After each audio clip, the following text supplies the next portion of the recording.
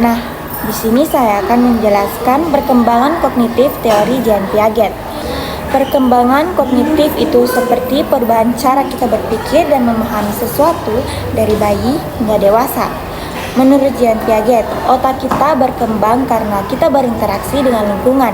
Jadi, kita belajar dan makin pintar karena pengalaman-pengalaman yang baru kita dapat.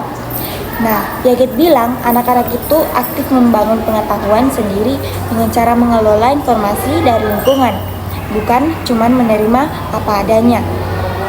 Adapun tahapan perkembangan kognitif menurut Jean Piaget, yang pertama ada tahapan sensori motor, dimulai dari umur 0 sampai 2 tahun. Nah, di tahapan ini anak itu mengenal dunia melalui interaksi sensorik dan motorik. Dan anak juga di tahapan ini itu sudah mulai memahami konsep permanensi objek dan sebab akibat. Artinya anak itu mengenal dunia dengan pengalaman langsung dengan indera dan gerakan tubuh dari si anak. Dan di tahapan ini juga anak sudah mulai memahami bahwa benda itu tetap ada meskipun tidak ada. Yang kedua ada tahapan pra-operasional, dimulai dari umur 2 tahun sampai 7 tahun.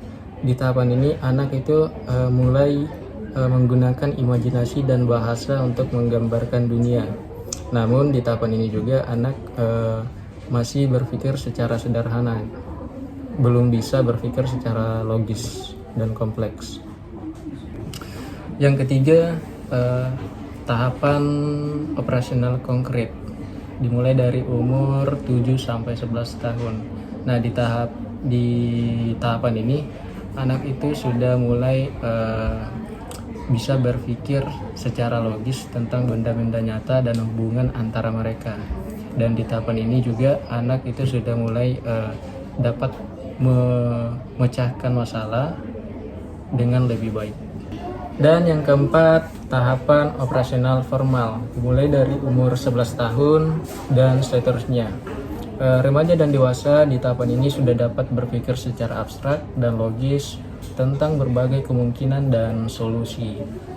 Mereka juga sudah mulai mempertimbangkan banyak faktor dan mengambil keputusan yang lebih matang.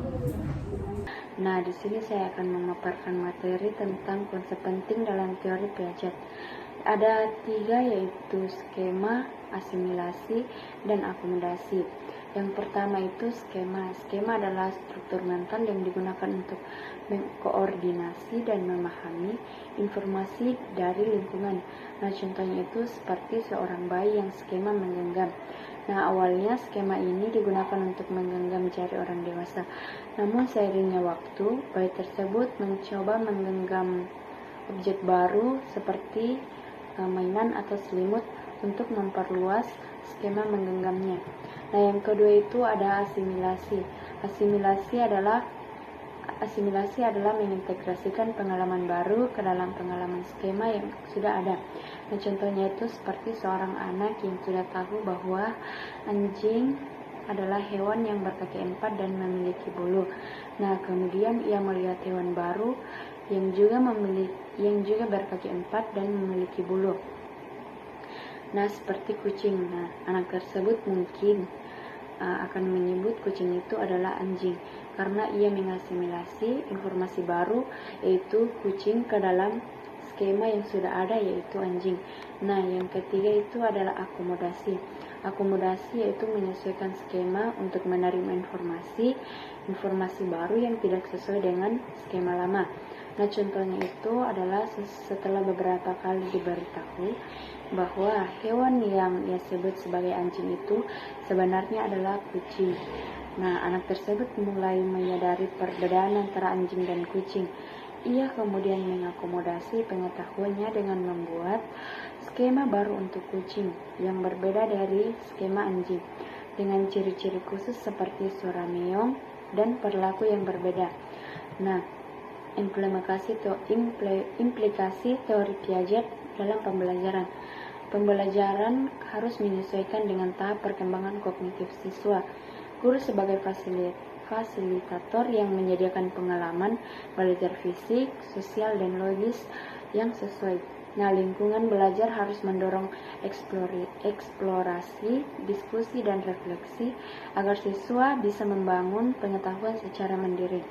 Kurikulum perlu fleksibel dan interaktif secara antara siswa, guru, dan materi pembelajaran. Oke, sekian dari saya. Sekian dan terima kasih.